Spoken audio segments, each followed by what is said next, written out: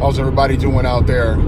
So I'm actually on my way to go check out an apartment, and just want to give you guys some heads up and some tips on what to do when you're looking for an apartment, especially in Chicago, because there's so many scams out there, and I've encountered quite a few within the past couple of months that are definitely worth mentioning. So I get myself a map of the city by different statistics, crime rate, age, income, all those types of things, and start looking around for some apartment buildings and some duplexes, and go out and get addresses and phone numbers, because you got to do a lot of footwork, because a lot of good apartments are just advertised with a sign in the window with a phone number on it, and not everything is on Craigslist or rent.com or any of those websites where you would find an apartment, because most of them are just scams. So the most recent scam that I encountered, which was today, I called this apartment, called the number, and was a guy who answered the phone, and I was asking him, if the apartment was still available, and he said right now it's not available because they're going through a screening process with an applicant. I'm like, okay, so then I'm thinking to myself, why is the ad still up if you already have a prospective applicant? And what he failed to mention is that there's a $50 application fee. So I've noticed this a lot, especially with these people on Craigslist who post for apartment listings.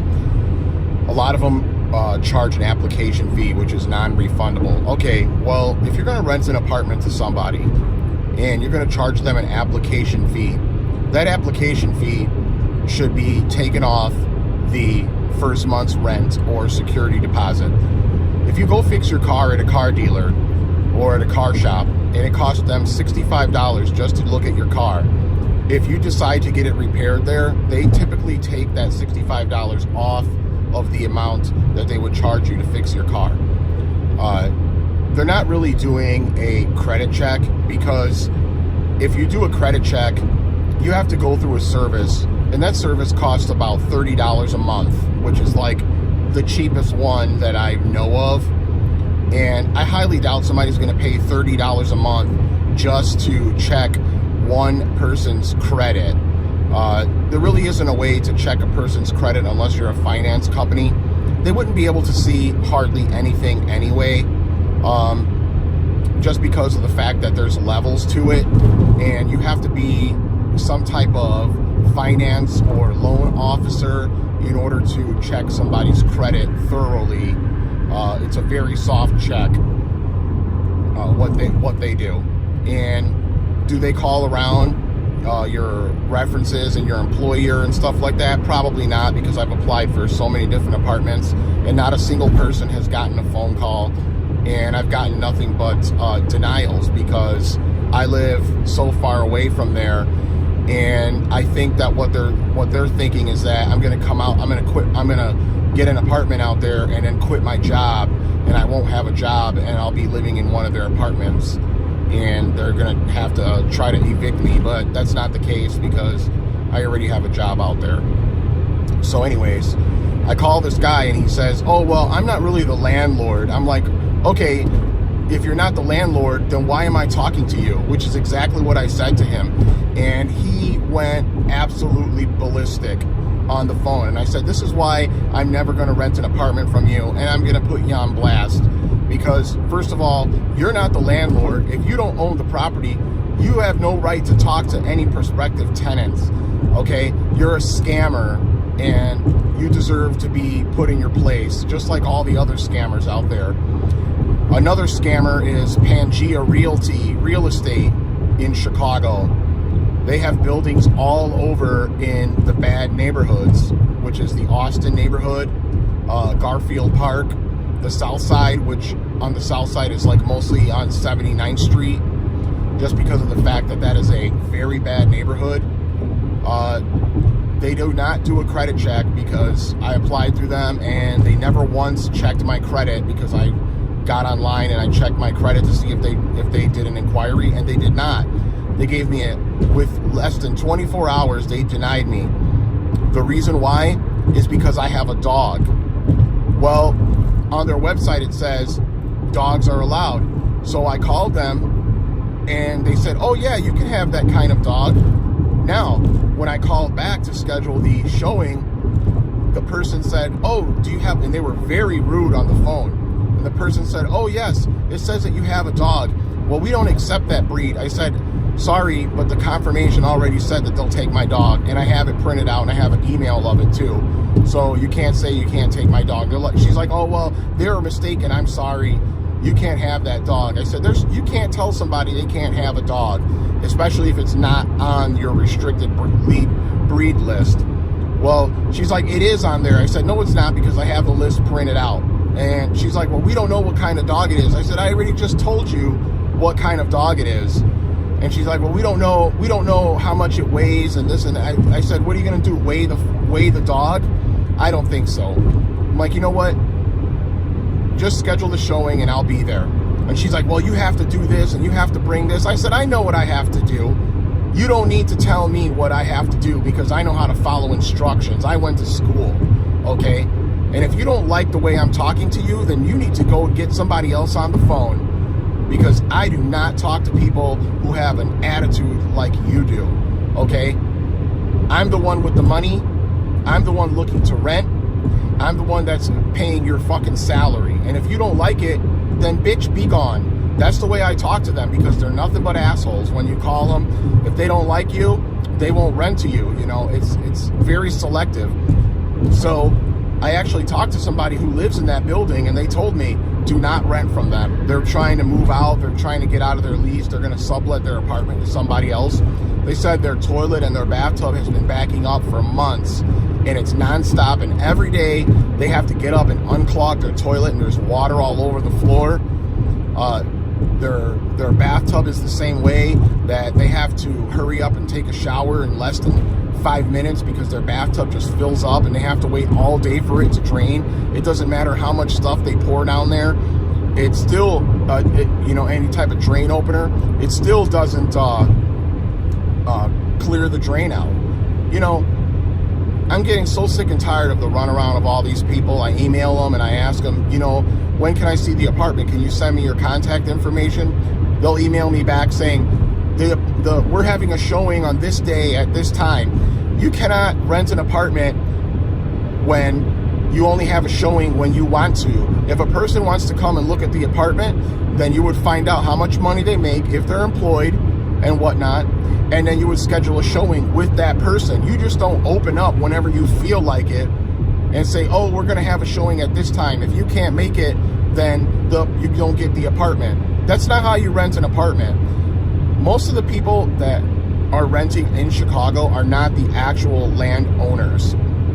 What it is a person who had a lease in that apartment building, sold their lease, got bought out by a bigger property management company, and the property management company took over the property. They have some bogus people that say that they work for the property management company, which they do not, and they rent their apartments out for double the price. They get somebody in there, they charge them only a move-in fee, which is non-refundable, and then when your first month's rent is due, you pay the first month's rent. You don't have to pay first month's rent and then another month's rent as a security deposit. You just pay a move-in fee, and then when your rent is due, you pay a full first month's rent. So, with that being said, you already know that it's a scam, because if someone's only going to charge you $400 to $500, maybe even a little less, to move into an apartment, they're basically trying to get your money. And if they don't, they say, this is another scam that I've dealt with too, is that they say, oh, you just pay the move-in fee, and then when you pay the move-in fee, you'll schedule a time to go over the lease. Why can't you go over the lease there now when you're already giving them money for a move-in fee? If I'm giving you money, you have to give me proof that the apartment is mine and that there's going to be a lease and I'm going to sign it and you're going to sign it too. And they're like, oh no, we don't do business that way. I said, well then how do you rent apartments out to people? You just take their money and then just say, oh yeah, we're going to give you an apartment. You come here and you give us $500 and then we'll schedule a time for you to go over the lease and sign it. No, if I give you money, you're going to go over the lease and sign it with me right then and there. I'm not going to give you money just so, just for fun. Are you crazy? That's ridiculous. I've never dealt with anybody like this ever in my life. They're worse than the cable company Comcast, which is a horrible company to deal with too. That'll be a whole nother episode. So a couple of ways to avoid getting scammed is,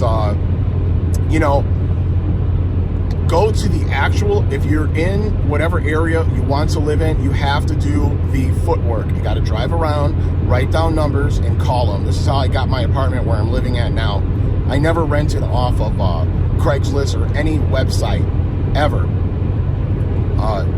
I just drove around, got the phone number, I called them, scheduled a time to go look at the apartment, let them know that, okay, this is what I see in the apartment, and this is what needs to get fixed before I move in. If they give you a problem or if they give you a hard time, do not move in. Because if they're going to give you a problem or a hard time right off the bat, then you already know that when they're getting your money every month, they're never going to come and fix your apartment. That I have dealt with this for the past 3 years where I'm living at right now. My neighbors are constantly smoking weed. They have tons of people over there. They're leaving the outside doors unlocked. They're always shutting off the hallway lights. They're living like they're in hiding. Every day I come home, there's always a person at the apartment building. No one should be there if they're not at home. So what they're doing is they're letting people just come into their house whenever they want, using the internet. People were trying to get onto my internet. They can't because I have it all locked up and no one can get on unless you're a hacker. And it's ridiculous. Every day I come home, there's different cars in the driveway. There's people sitting out in front of the apartment building. And I never say anything to them because I don't want them to, destroy my stuff, try to break into my apartment. I have a dog, so my dog barks all the time. And, I'm done dealing with this type of stuff. I've lived there for 3 years and I've only seen the landlord twice. I've been cutting the grass every single week in the summertime. I don't shovel the snow unless I absolutely have to. And, it's totally ridiculous. I guess you get what you pay for. If you don't own your own house, you really can't make the rules. You got to go by the building rules, the apartment rules, or wherever you live. Which I don't mind as long as it's, I can agree with it and it's good terms. But if you really think about it, it's probably better just to work and save your money and try and find your own place, like your own house, and pay for your own house and get a mortgage if you have to. Do whatever you can just to strike out on your own so you don't have to deal with a landlord. Because basically, you're making somebody else rich by renting an apartment from them. But if you want to make a move and you don't have that type of cash, then you have to get an apartment or whatever, rent a house or a condo or a townhome or a trailer or mobile home, whatever. So, I really want to move, and just because so I can be closer to some of my other family, and I want to be able to live my life and enjoy it and not be doing the same thing every single day like I do here now, because it's pretty boring. Those are a lot of the scams that I've encountered, And I see that a lot in the low income areas of the city of Chicago, where there's a lot of scams that go on, especially on the internet. You're going to see that a lot. And now on the flip side of that, with all the scams in the bad areas, which the majority of them are on the south side of Chicago and the west side and the south suburbs and the southwest suburbs. That's where most of the scams are at, and most of the bad neighborhoods are. Now on the north side is very expensive. It's very crowded. If you have a pet, you're lucky. You know, there's a lot of people that have pets out there, but a dog that probably weighs over 40 pounds is not an ideal pet to have in the city, just because of the fact that there's like hardly any parks. It gets freezing cold there. There's snow all over the ground most of the time in the wintertime. And it's just not an enjoyable life for a larger sized dog. My dog is like a smaller to medium, so I can manage it, and I keep her pretty active, even in the wintertime, you know, because we go for walks and whatnot. But on the north side, it's very expensive, and a lot of those places are scams too, but there are more scams of like white collar type scam, where the apartments are for a studio apartment in it's called Linnea Apartments. It's like $1,500 a month, and it's only a 300 something square foot apartment, which is so small, and you'll be living like on the 30th floor of a building, and it's not even worth it. There's other apartments like the K2 apartments, which are in Koreatown, very expensive, and they don't offer that much for that type of money. Now there are some apartment buildings in Chinatown, but Chinatown's also, it's on the near south side, and it's also very expensive. And their communities are usually older people, and they have a lot of senior living in that area, which isn't too bad. But anywhere around that area is bad. Yeah, and the apartments are cheap, but you're going to be living in the ghetto. And there's a lot of shootings. There's a lot of gang violence, especially in that part of town. In any other area, it's not that bad. But the north side, you can find some decent apartments if you go and look.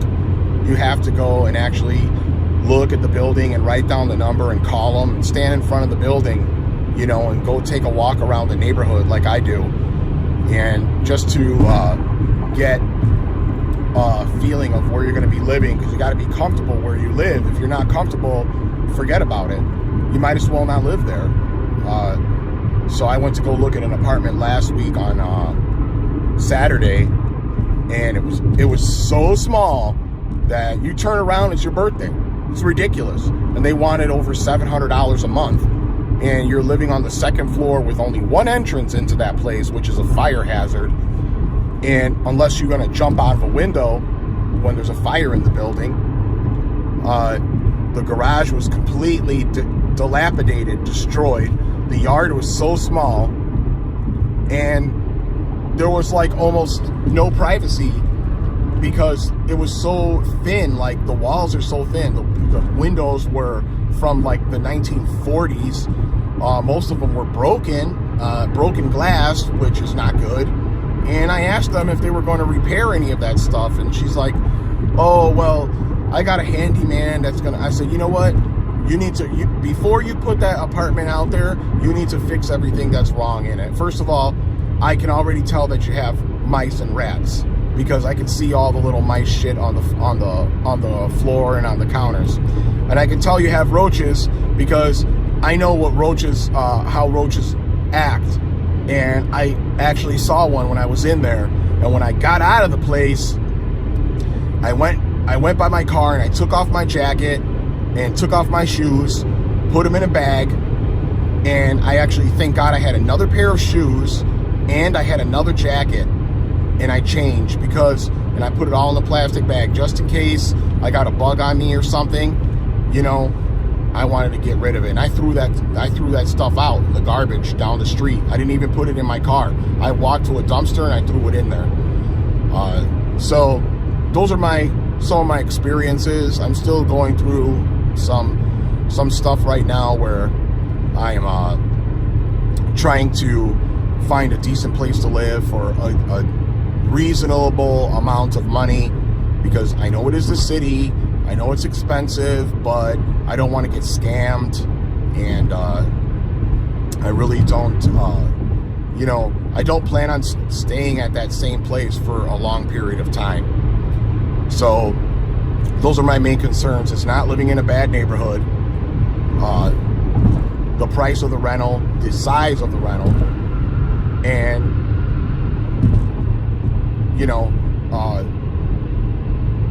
whether I'm being able to have my dog or not. Well, regardless, no matter where I go, I'm taking my dog with me. So I'm not even considering places that don't allow pets. So that's it. So hopefully this would give you some insight on renting an apartment in the city. Unless you have a lot of money and you're willing to throw it away on a place where, you're going to be living in an overcrowded apartment building in an overcrowded neighborhood with no place to park. You can't blast your music. You can't have a lot of friends over. You can't have parties or none of that stuff like that. You can't live and enjoy your life. What's the point of even living there if you can't be comfortable? So I'm almost at my destination here, and I'll let you guys know how it goes, okay? So talk to you later.